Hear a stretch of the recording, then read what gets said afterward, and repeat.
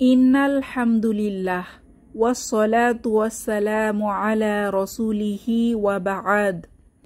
আজকে আমরা পবিত্র কুরআনুল কারীমের 101 নাম্বার সূরা আল কারিয়াহ নিয়ে আলোচনা করব ইনশাআল্লাহ।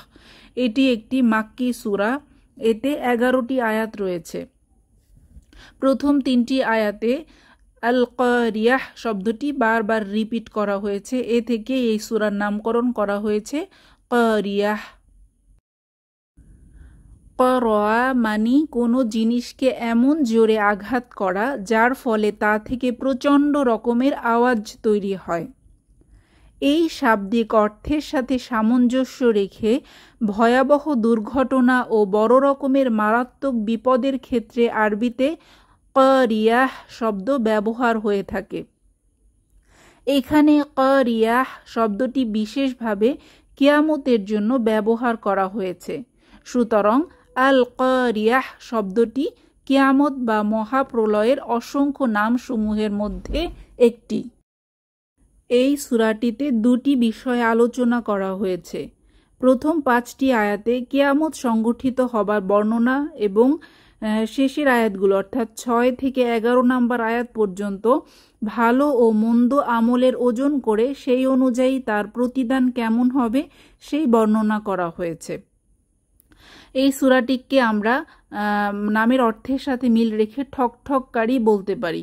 অর্থাৎ এই সূরাটির অর্থ বুঝে পড়লে কিয়ামতের ভয়াবহতা কিছুটা হলেও উপলব্ধি করা সম্ভব, তাই আমরা একে ঠকঠককারী বলতে পারি। তাহলে আমরা আমাদের মূল আলোচনায় চলে যাই। বিসমিল্লাহির রহমানির রহিম।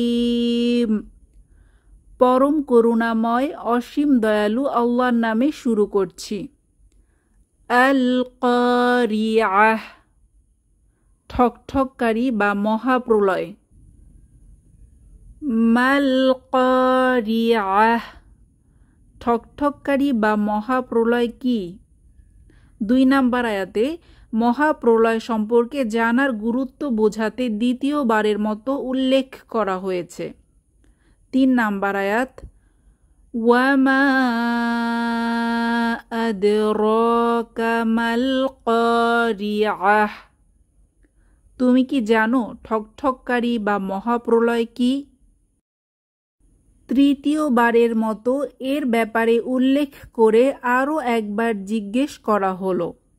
তাহলে বিষয়টা কতটা গুরুত্বপূর্ণ চিন্তা করা যায়। আল্লাহ নিশ্চয়ই বিনা প্রয়োজনে একই কথা বারবার রিপিট করবেন না। খুব গুরুত্বপূর্ণ কিছু জানানোর আগে এভাবে বারবার উল্লেখ করা কোরআনের একটি অলংকার। 4 নম্বর আয়াত ইয়াউমা ইয়াকুনুন নাসু কাল ফারাশিল মাবথুস। যেদিন মানুষ হবে বিক্ষিপ্ত পতঙ্গের মতো।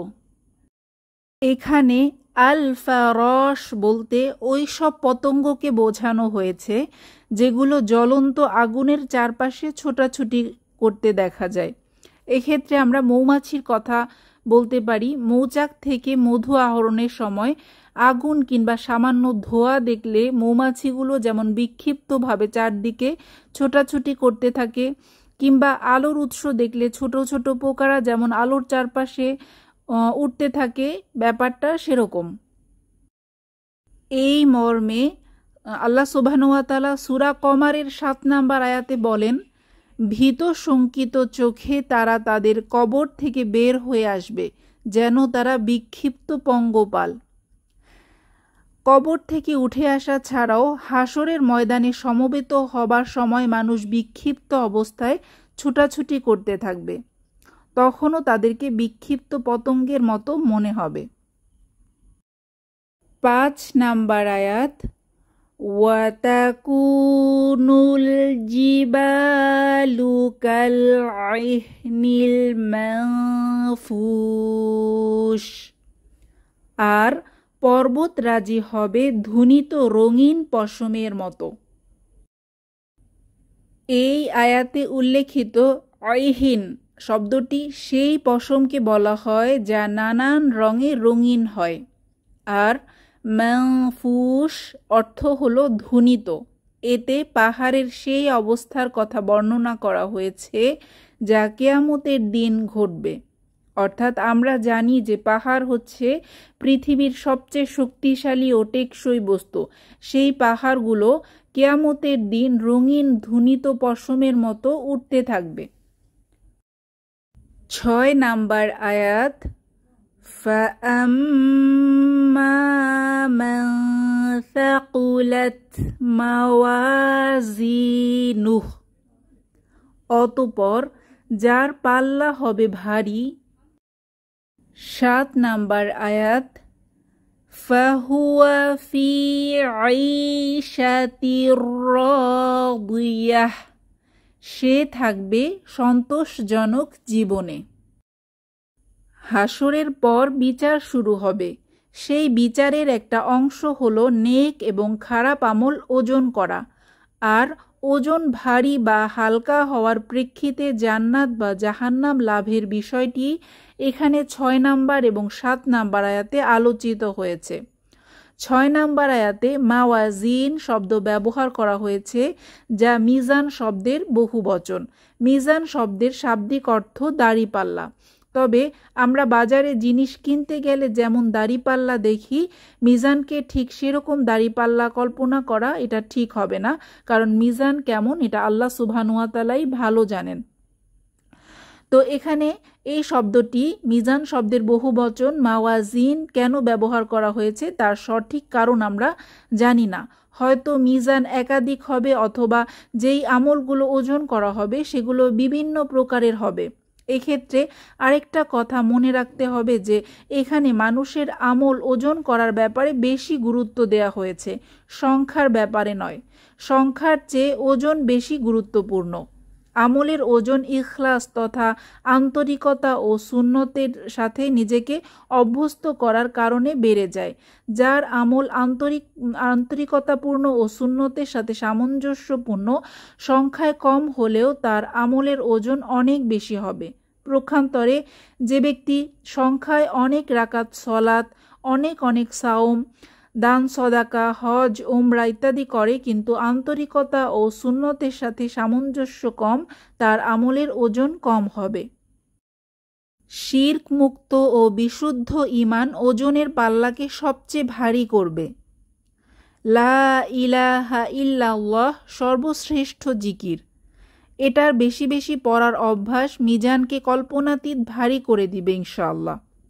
মিজানের পাল্লায় খুবই ভারী দুটি জিকির আল্লাহর রাসূল সাল্লাল্লাহু আলাইহি ওয়াসাল্লাম আমাদের শিখিয়ে গিয়েছেন আর নিয়মিত আমল করতেও বলেছেন।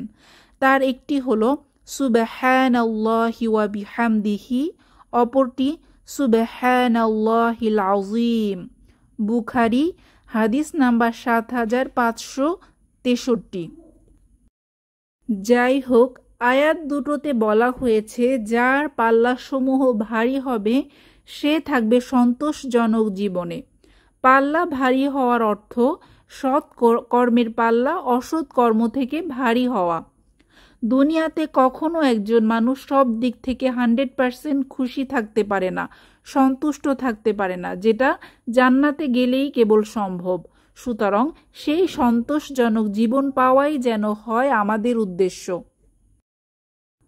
8 নাম্বার আয়াত, ওয়া আম্মা মান খাফফাত মাওয়াজিনুহু, আর যার পাল্লা হালকা হবে। 9 নাম্বার আয়াত, ফাউম্মুহু হাওয়াইয়াহ, তার স্থান হবে হাওয়ায়। পাল্লা ভারী হওয়ার বিপরীত হলো পাল্লা হালকা হওয়া। যাদের নেক আমল পর্যাপ্ত পরিমাণ হবে না তাদের পাল্লাই হালকা হবে। মন্দ আখলাক, লোক দেখানো আমল, গোপন গুনাহ, আল্লাহর অবাধ্যতা, আল্লাহর জিকির বিমুখতা, অহংকার, গীবত, জুলুম, অন্যকে তুচ্ছ তাচ্ছিল্য করা ইত্যাদি মিজানের পাল্লা হালকা করে দিতে পারে। আমরা জানি যে আল্লাহ সুবহানাহু ওয়া তাআলা আমাদের প্রতিটি নেক আমল 10 গুণ প্রতিদান বাড়িয়ে দেন। অর্থাৎ আমরা যদি কোনো 10 নেকির কাজ করি, আল্লাহ আমাদেরকে 100 নেকি দেন। এছাড়াও রমাদানে সেটি 10 থেকে 700 বা আরও বেশি গুণ বাড়িয়ে দেওয়া হয়। এছাড়া রমাদানের সিয়ামের নেকি সেটাকে হিসাবের বাইরে ধরা হয়েছে, সেটার প্রতিদান আল্লাহ সুবহানাহু ওয়া তাআলা নিজে দিবেন। সেটা অবশ্যই 700 এর চাইতে অনেক গুণ বেশি হবে। অথচ খারাপ আমল কখনোই এভাবে বাড়িয়ে দেয়া হয় না, যতটুকু খারাপ ততটুকুই দেওয়া হয়। আবার আন্তরিক তওবা, ইস্তেগফার, কাফফারা আদায়ের মাধ্যমে, নেক কাজের মাধ্যমে অনেক গুনাহ দুনিয়াতেই মুছে ফেলা সম্ভব। সেগুলো আল্লাহ আর হিসাব করবেন না। এছাড়াও বিভিন্ন প্রকার সদকায়ে জারিয়া, উপকারী ইলম রেখে যাওয়া, নেক সন্তান রেখে যাওয়া, এগুলোর জন্য ব্যক্তি তার মৃত্যুর অনেক বছর পরেও ক্রমাগত নেকি পেতে থাকে। সুবহানাল্লাহ, আল্লাহ আমাদের জন্য কত সহজ করেছেন নেকির পাল্লা ভারী করার বিষয়টা। এত কিছুর পরেও একজন মানুষের এত নেকির পাওয়ার সুযোগের পরেও তার খারাপ আমলের পাল্লাটাই যদি ভারী হয়ে যায়, এর চাইতে দুঃখজনক আর কিছু হতে পারে না। আল্লাহ আমাদের এমন পরিণতি থেকে হেফাজত করুন, আমিন। 9 নাম্বার আয়াতে এখানে যাদের ওজনের পাল্লা হালকা হবে তাদের স্থানের কথা বলা হয়েছে হাওয়াহ। এটি আসলে কোনো জাহান্নামের নাম নয়, এটি হচ্ছে রদিয়ার বিপরীত হাওয়াহ। রদিয়া হচ্ছে সন্তোষজনক জীবন আর হাওয়াহ হচ্ছে অসন্তুষ্টিজনক জীবন। তো অনেকের মতে হাওয়াহ জাহান্নামকে বলা হয়েছে কারণ হাওয়াহ শব্দটি এসেছে হাওয়া শব্দ থেকে। এর অর্থ উঁচু জায়গা থেকে নিচুতে পড়ে যাওয়া। আর যেই গভীর গর্তে কোনো জিনিস পড়ে যায় তাকে হাওয়াহ বলে। জাহান্নামকে হাওয়াহ বলার কারণ হচ্ছে এই যে জাহান্নাম হবে অত্যন্ত গভীর এবং জাহান্নামীদেরকে তার মধ্যে উপর থেকে নিক্ষেপ করা হবে। পরবর্তী দুটি আয়াত অর্থাৎ 10 এবং 11 নম্বর আয়াত থেকে আমরা হাওয়ার বিষয় আরও কিছু জানতে পারবো। আল্লাহ সুবহানাহু ওয়া তাআলা 10 নম্বর আয়াতে বলছেন, ওয়ামা আদরাকা মা হিয়াহ, আর তোমাকে কিসে জানাবে যে সেটি কি, অর্থাৎ হাওয়া কি সেটার কথা বলা হয়েছে। এখানে জাহান্নামের ভয়াবহতা এবং আযাবের কঠিনতাকে বোঝানোর জন্য প্রশ্নবাচক শব্দ ব্যবহার করা হয়েছে। 11 নম্বর আয়াত, নারুন হামিয়াহ, প্রজ্বলিত আগুন।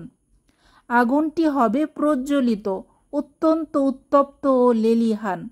হাদিসে এসেছে রাসূলুল্লাহ সাল্লাল্লাহু আলাইহি ওয়াসাল্লাম বলেন, আদম সন্তান যে আগুন ব্যবহার করে সেটি জাহান্নামের আগুনের 70 ভাগের 1 ভাগ উত্তপ্ততা সম্পন্ন। সাহাবা একরাম বললেন, হে আল্লাহর রসুল, এটাই তো শাস্তির জন্য যথেষ্ট। তিনি বললেন, জাহান্নামের আগুন তার থেকে 69 গুণ বেশি উত্তপ্ত। বুখারী হাদিস নাম্বার 3265। তাহলে বোঝা যাচ্ছে যে যাদের ওজনের পাল্লা হালকা হবে বা যারা জাহান্নামী তাদেরকে হাওয়া নামক এমন একটি জায়গায় রাখা হবে যেটি প্রজ্বলিত আগুন বিশিষ্ট, যার আগুন কখনো নেভে না। এভাবেই জাহান্নামের সতর্কবার্তা জানিয়ে সূরাটি শেষ করা হয়েছে। এই সূরা থেকে আল্লাহ সুবহানাহু ওয়া তাআলা আমাদেরকে শিক্ষা নেয়ার তৌফিক দান করুন। আমরা আল্লাহর কাছে সবসময় দোয়া করব, ইয়া রব্বুল আলামিন, ইয়া আল্লাহ, আপনি আমাদেরকে মিজান ভারী হবার তৌফিক দান করুন, আমাদেরকে আইশাতি রাদিয়া দান করুন এবং আমাদেরকে নারুন হামিয়া বা হাওয়া থেকে হেফাজত করুন, ইয়া আল্লাহ, আমিন।